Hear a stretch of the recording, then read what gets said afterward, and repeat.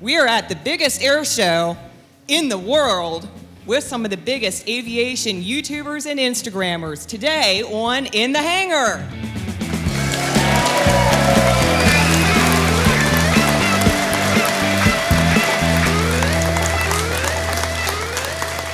Welcome to In the Hangar. I'm Gretta Thorwarth. And I'm Dan Millican. It's so good to be here. And Gretta, this is your first time to even be at an event like this. What do you think? It's a big crowd. There's a lot of people here. This is cool. This is fun. Okay, we started. If you look out that window, you see that one, Gretta? That's where we were 2 years ago, and it was hot. Oh. And I talked to them, and they upgraded us to like that one right here. And I told him we'd still fill it up, and he actually gave us a plaque because we did fill that up, and then he gave us this one for this year. And yes, I will admit I was a little worried that we wouldn't be able to fill it, but we certainly have filled it, and we've got standing room only. And then thank you guys for doing that. Thank you. Thank you for coming out.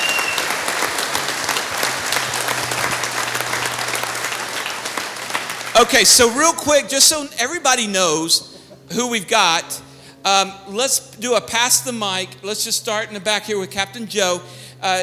Tell us your name, your channel, and then we'll go across, and then we'll come across this way. Go ahead, Captain Joe. Lovely. Thank you very much for the invitation. My name's Joe, formerly known as Captain Joe. I'm, I guess, one of the European pilots. Is anybody from Europe here? Oh, Martin, sorry, I completely forgot. Yeah, so Fly with Captain Joe is my Instagram, and Captain Joe is my YouTube channel. Right, thank you very much. Perfect. My name is also Joe. I am no longer a captain. My Instagram name and YouTube is Bananas with 9 S's. My name is Emma Crawford. I'm from Texas, and I took over YouTube channel Flying Doodles from a guy named Bobby. That's me. Yeah. Hi, my name is Trevor, but most of you guys know me as Hoover, and I run Pilot Debrief and now Hoover's Hangar on YouTube. Bryan Walstrom, I run the Experimental Aircraft channel. Kerry McCauley, and now it's real original, and I call it Kerry McCauley on YouTube. I'm Carl Hancock from the YouTube channel Fly with the Guys. Hi everyone, I'm Pauly, and that's the name of my YouTube channel. And on Instagram, you find me under November 7 Zero Tango Bravo, my beautiful Bonanza. Mr. Bonanza. There he is. Hello everybody, I'm Jason Miller. My YouTube channel is The Finer Points, and on Instagram I am Learn the Finer Points. I'm happy to be here. Thank you. My name is Steveo, and I'm out of South Florida, and my YouTube channel and all social medias is Steveo1Knievo. My name is Chelsea Smith. I am High Maintenance Chels on Instagram, although I'm not very high maintenance, I don't know. Dan, thanks for having us all. I host a show that Dan produces on Arrowverse as well, and I do some stuff on YouTube with my handsome fiance here. And you keep saying Chelsea Smith. A little while longer? A little while longer. She is wearing a ring. This isn't a secret. I love to keep you waiting, Dan. All right, go ahead, Josh. I'm Josh Flowers. I host the YouTube channel Aviation101, and we document our travels and produce some educational stuff, and we put stuff all over social media, Instagram, Facebook, all that kind of stuff too.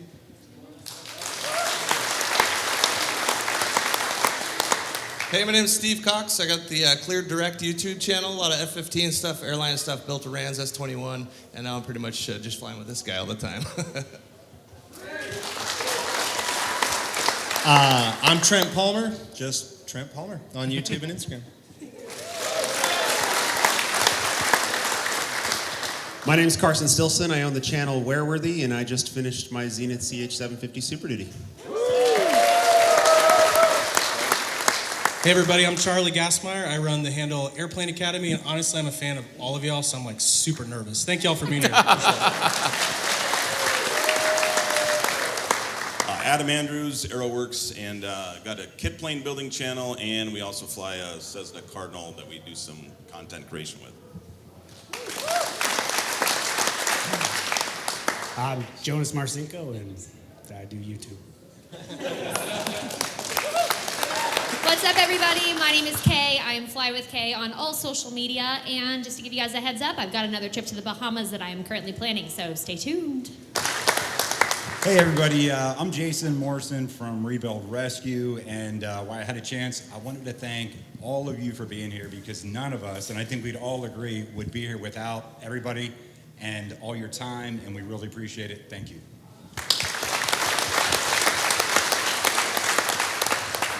And I'm Matt Guthmiller. My channel is Matt Guthmiller, and my app is 8Flight, the world's best EFB.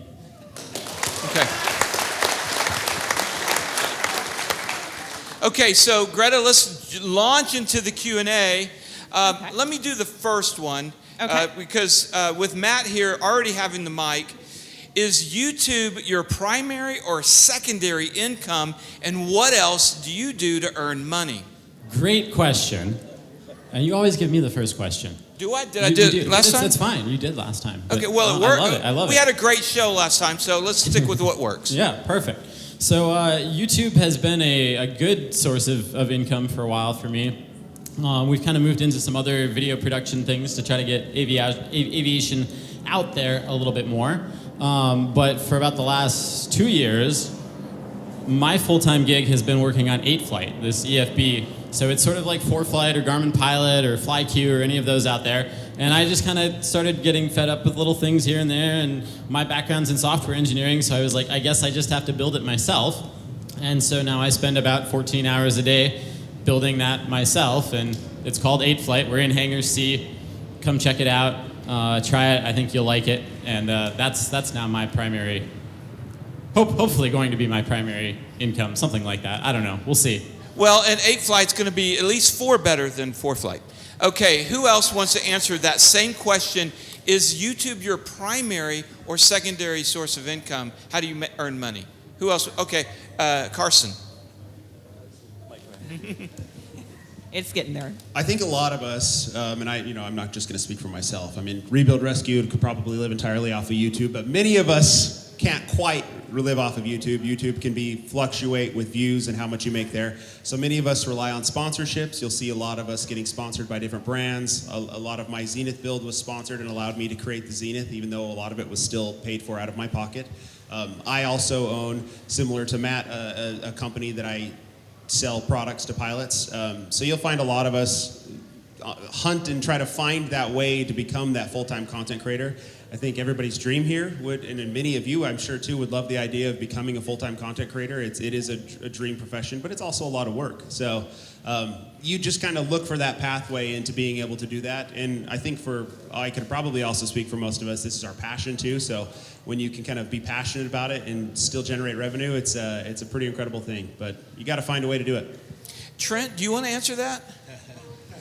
Yeah, at this point, I guess effectively YouTube is pretty much my full-time thing. I still own a drone company. I come from a film background, been working there my entire adult life, and I still have equipment that's out working. I work from time to time, but I've been very fortunate with, brands like what Carson's talking about, the support that we've gotten thanks to you guys, allowing us to continue to do something we're passionate about and make our ends meet doing it. So, yeah. All right, cool. Greta, who else? Let's get the next question. Well, we have kind of a general question for anybody who wants to answer this, and maybe a little back and forth with us too. Which would you rather have? The aircraft of your dreams for a day, but never again, or the aircraft you first learned in for free for the rest of your life? Okay, I don't want a dirty old 152. Learn to fly. I first soloed a Super Cruiser, 1947 Piper Super Cruiser. Okay, well, if you're going to... loved it. All right, if you're going to flex that way, then yeah, I would love to own that for the rest of my life. I know where it is. I know the owner. It's in good hands, but I would definitely take that. We had a lot of adventures together. Okay, so let's answer that question for anybody who wants to. Who do we got? Okay. All right, well, for me, it would be the first aircraft I learned in for the rest of my life. And I think one of the things that's so cool about aviation is that, believe it or not, it's kind of accessible. I have a friend that picked up a 120 for $17,000 and a lot of elbow grease later. He takes that thing all over the country. So not all of us can fly the aircraft of our dreams, but hopefully all of us can fly. And so. That's a good point. And there's a lot of really good vintage aircraft, vintage tailwheel aircraft that can be had for not that much money and that are really fuel efficient. And that's what I was doing with mine. 6-7 gallons an hour compared to compared to flying the space shuttle. Right. Right. Okay. Who else wants to answer that? Go ahead. I got to interview a 4-time space shuttle pilot and commander, Tom Hendricks, on my channel, and I asked him this question, actually. I said, you've flown everything there is to fly, including going to the heavens and back. What's your favorite airplane? And I'll never forget what he told me. He said, whatever airplane I get to fly next. All right, and that could be my Cessna 182, it could be the Bonanza with the grandkids, and that's always my answer from now on. All right, anybody else wants to? Okay, Greta, let's go to the next question. Okay. This next one I think is probably best for Trent. So actually for both of you, what's the most unexpected or hardest part of building a plane? The plane builder. He's going to tear into me on this one. I did the factory builder assist. The most unexpected part was that when I went into it, I wanted a plane and I wanted it now, and it was the fastest way to get into one. The build process wasn't of much value to me, I guess, leading into it, and I didn't realize how much I would enjoy the process. So it was unexpected that I would miss that so much. Like now I miss that family I have over at Legend Aircraft in Texas. I miss all of that, so that was probably the most unexpected part. I have to agree with you on that. I had never, and yes, I am going to rib into you because I actually built my airplane. I'm just kidding. I really love factory assist, and I probably will do a factory assist at some point because it does get you flying faster. Building is not for everybody. When I built my plane, I was not expecting how much effort it takes. I thought it was a 700-hour kit, and Adam can probably testify to that. It's like a 1,200-hour kit. It was a lot of work. But I agree. I did not expect at the end to go, what am I building next? Like, what do I want to do next? It is absolutely addicting, but I also think you should have a plane and build a plane. Have one separate so you can actually fly, or else you might be waiting a little time. Adam, I don't know if you want to answer to that too. Yeah, I would agree. It's definitely addicting. Building a plane, you definitely start thinking about what can I build that's maybe faster or cooler or whatever. But I would agree that having a plane is a hindrance and a benefit in that you're out flying and you can fly, and you're not on the ground building your plane, but at the same time, it does slow your build down a little bit. Okay, yeah, you're in the air, not building. You tend to be out flying more, and you're like, I need to get back and get that plane finished. So. And you guys have finished, but there's somebody who's in the middle of a build. Let's go to, we've got Bryan, but let's hit also Josh and Chelsea are in the middle of a huge build. Let's go Josh and Chelsea, then Bryan Walstrom. I think the most unexpected thing for myself we're building a Sling TSI right now, and it was a long decision-making process to figure out which airframe we wanted to build. We looked at different manufacturers and then, of course, different slings within Sling aircraft. And we ultimately decided on the TSI, and I'll never forget what one of the co-CEOs of Sling Aircraft North America told us when we went ahead and signed the paperwork and ordered the kit and everything. He said, look, you're going to receive a crate that's an airplane kit, but what you're going to end up unboxing is a new family. And as soon as we got to the Build Assist Center in Torrance, California, that's exactly what we started to find out to a more unexpected degree than I had expected. We've made great friends. They're such an awesome community, and just the build community in general is just awesome. And we really have uncreated a family with this whole process, and that's something I didn't expect walking into it. Okay, Bryan? So I'm not going to lie, I have completion envy for all of you guys right now. There's no secret, I've been working at my build for off and on 10 years. I think the biggest struggle of a build, any build, is staying in the game. And life happens along the way, family, health, job, and all that has changed for me over 10 years. But yeah, that is the biggest challenge, is staying in it. And people have shared this with me when I do the interviews too, is like if you can do something every day that really keeps you in it, keeps your mind wrapped around what the next task is, the next one. So if you can stay in it, that you're able to get it done faster and quicker. But that's also why these Build Assist Centers have become very, very popular the last couple of years. And that's okay too, because even though that we're in the technology age, and there's all these apps for different things to help us do things faster, for some reason we still are running out of time, right? And more importantly still is our families over aviation. Even though I preach it like the gospel, build an airplane. If you can find a way to get into the air fast, it doesn't matter if you're scratch building it or builder assist. Just get it done and enjoy it. All right, good. Go ahead, Carl. I think you guys all cheated by using kits. I bought a wrecked airplane and I rebuilt that. So things that were unexpected for me, the number of parts that I ordered that were the wrong part, and ordering the wrong size nuts and bolts. If you've ever gone to Aircraft Spruce and tried to do that, it is a nightmare. But once you figure it out, it all works. But no, to what you were saying, it's keeping going and staying motivated and continuing to build stuff, especially when you don't have support. My J3 Cub is not yellow, it is red, and so I was shunned inside of the aviation community for J3s, and so there was a lot of having to do things, finding new ways to do stuff, and it was fun, it was exciting, but I had to return a lot of parts. All right. I want to add one more thing as far as okay, real quick. As far as projects, staying motivated, like I said, 10 years and life happens. One thing I think I would want to add to that is not setting expectations that you can't meet. So say I want to, complete by Monday night or Tuesday night this, and you fail. Well, then now it's just harder and harder to keep going. So I think it's a good thing to keep in mind is this is what I'm going to work on next. This is how long I'm going to work on it. And then that's it. Okay. All right, very good. So here's, somebody gave me 5 really good questions. I'm going to pick one. And I'm going to put this one to Kay.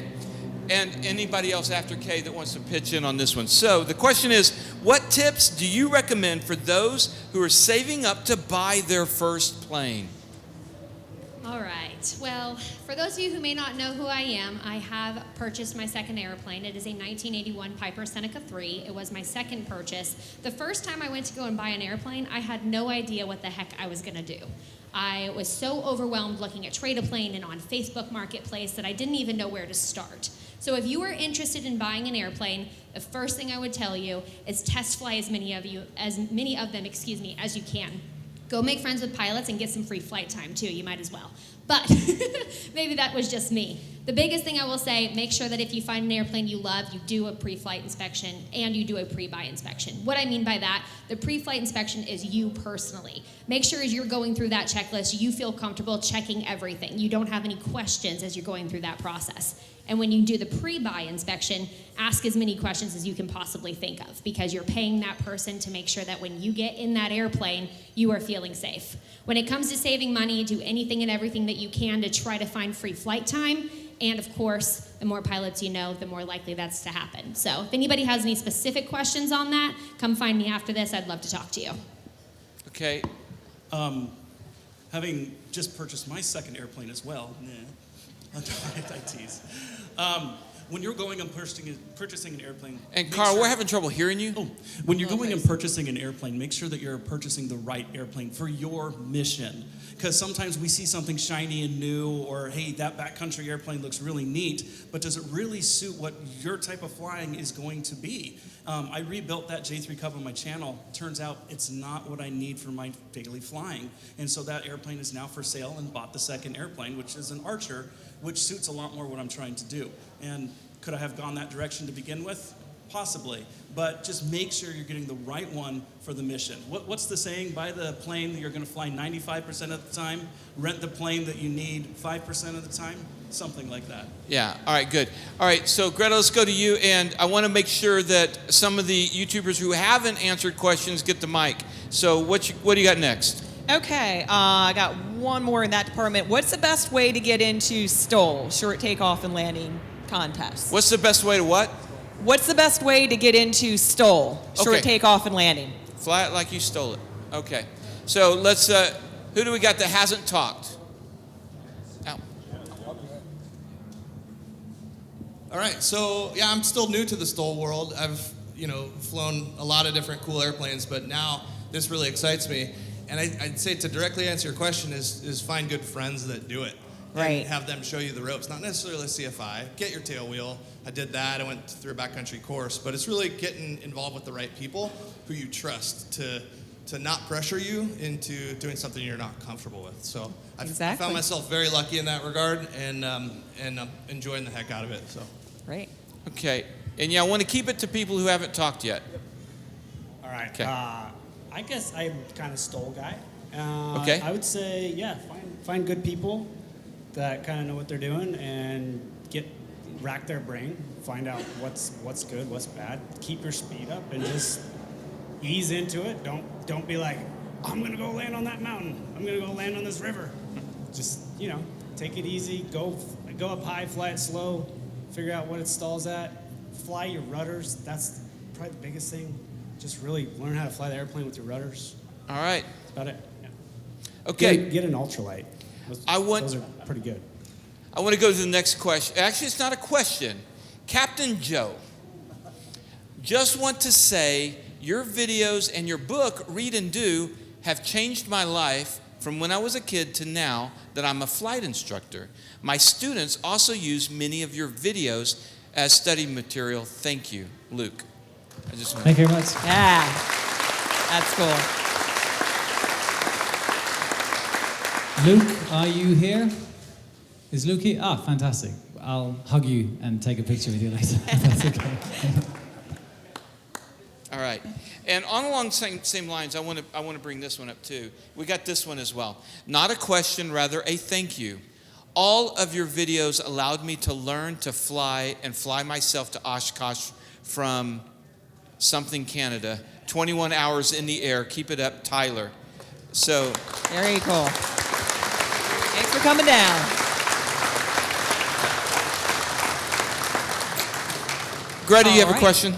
Okay. And again, I want to try to keep it to people who haven't chatted yet. Well, this is a pretty good general question. Okay. Where would you be if it weren't for YouTube? Oh, I like that. Where would you be if it weren't for YouTube?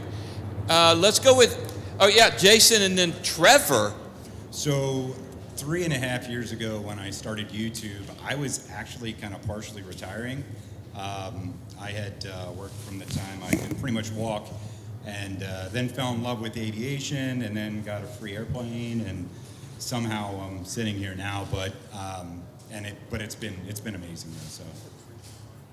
All right, good. Hoover, what about you? Where would you be without YouTube? I'd still be flying. Well, I am flying for the commercial airlines. So I fly for a major airline right now, and so it's a balance right now between doing YouTube and that. If I wasn't doing YouTube, I would probably be spending more time flying for the airlines, honestly. And as a former fighter pilot, I'd always find something to fill up all my spare time, so I didn't have any spare time. So you still would not have spare time? I would not have spare time. Steveo, what about you? What would you be doing without YouTube? Somebody hand him a mic. I don't know. I've been flying. I've been on YouTube since 2006, so it's been part of my life for a long time. And it's just been a blessing getting to do all the opportunities that I've had throughout being on social media. So I'm just very grateful. But basically doing the same thing, just flying around for fun and having Part 91 jobs and maybe a little 135 job here and there, but just flying around, having fun. All right, cool. Anyone else who wants to answer that question? All right.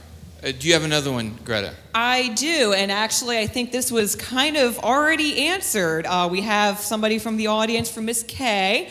She says, when are you going back to the Bahamas? I love that whole series. So there you go. She's going back. Okay, I'm just as excited as she is. So if you're here and you're the one that asked me that question, come find me because I want to talk to you more about it. I am in the process of trying to decide if I'm going to stick with my multi-engine or if I'm going to go back to a single-engine airplane. That being said, I had a blast filming the Bahamas. I really enjoyed what a different type of flying I had to do. As some of you may know, I'm very big on IFR, always talking to air traffic control. Not really an option when you're flying over the water, especially if you're going on short hops like that. So I'm hoping to do it again before the end of the year. However, if I don't, I'm going to try to do an entire month next year in February and get those videos posted as fast as I can so that all of you can be on that journey with me while I'm actually flying it. All right. All right. Okay, I'm just going to, Greta, I'm thinking one more question. I've got something unless you think you've got a really good question to end on for the general group. Okay. All right. So while she's looking, I'll ask mine. Then this might be the last question, but it's not. Now, we'll tell you I've got a ton of good questions here.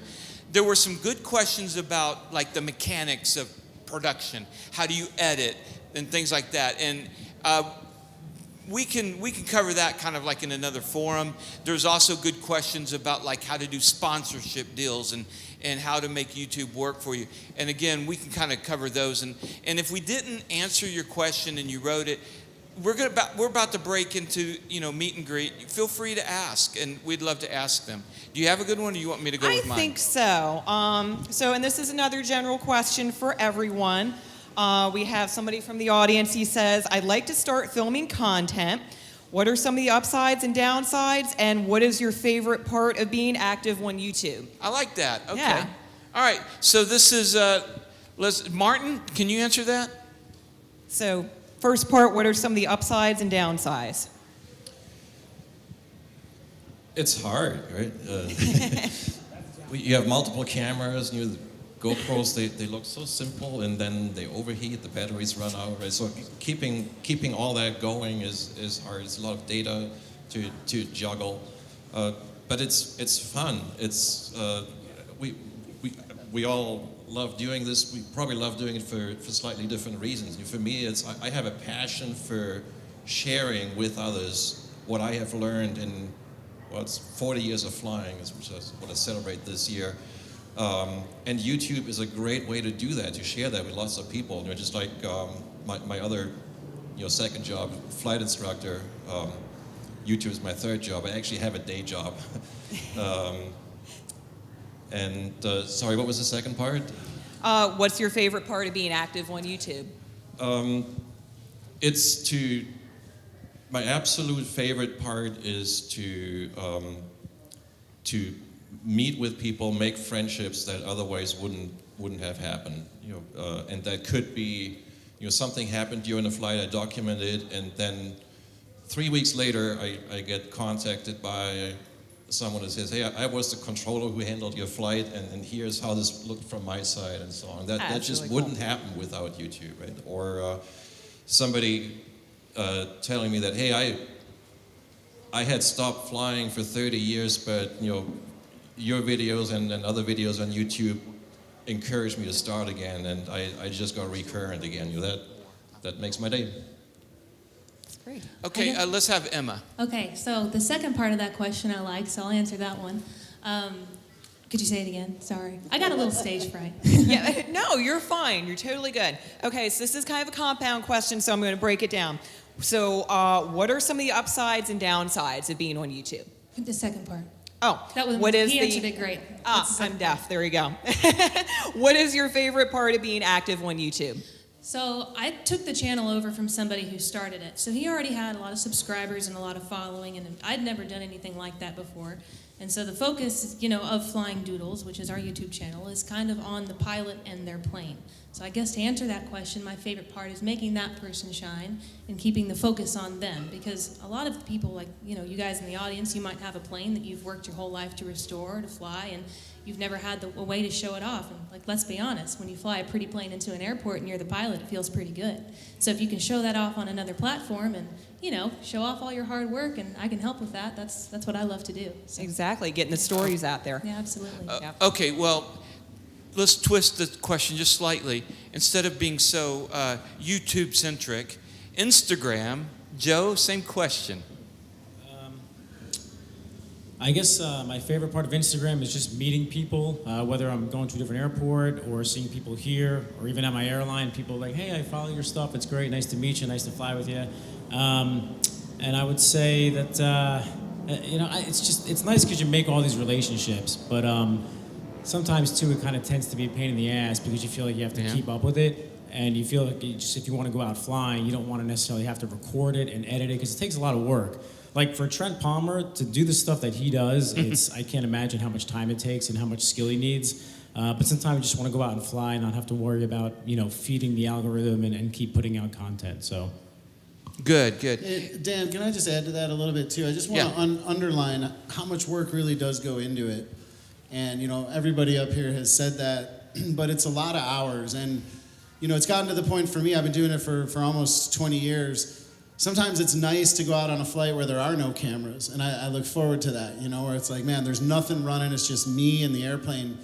But when you do film and you keep the batteries going and you keep the cameras going and not overheating and stuff, you still have to go home and sit there by yourself for a lot of hours, you know, getting that footage squared away, getting it colored right, getting it all synced up. Let me interrupt for just a second. Let's hold for taps.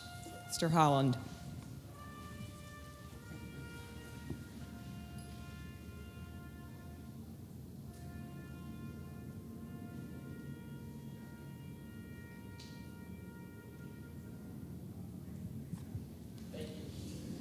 But just to finish that thought, then you publish it to YouTube, and sometimes you get some snarky comment like, oh, you know, lose the intro or whatever is the first thing that comes back.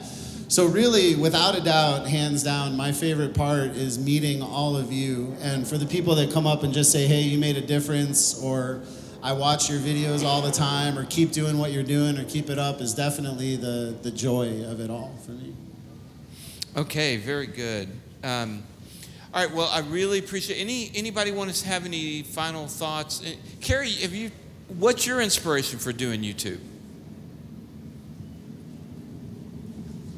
Well, I got started because I had the opportunity to just go so many amazing places around the world, and it was great to share it in the books that I've written, but it was hard to really convey the beauty of Greenland or Iceland or Namibia just with, you know, writing it down in a book. So I was able to, you know, record that and share it with people, and that's what I really love.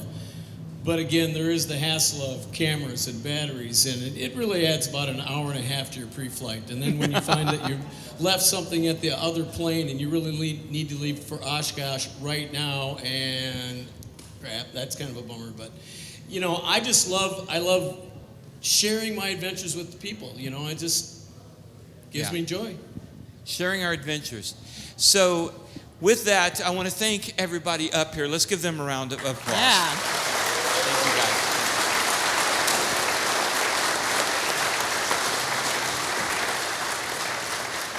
But even more than that, and I feel pretty confident speaking for them, thank you for watching and being a part of what we do. The community aspect of this is really, really important. And I think that they would all agree. We can't do this without you guys. So thank you for watching. Thank you for the notes like Tyler and Luke. You know, those kind of notes is the fuel that keeps us going when it gets hard. So I just want to thank you guys for being a part of what this is.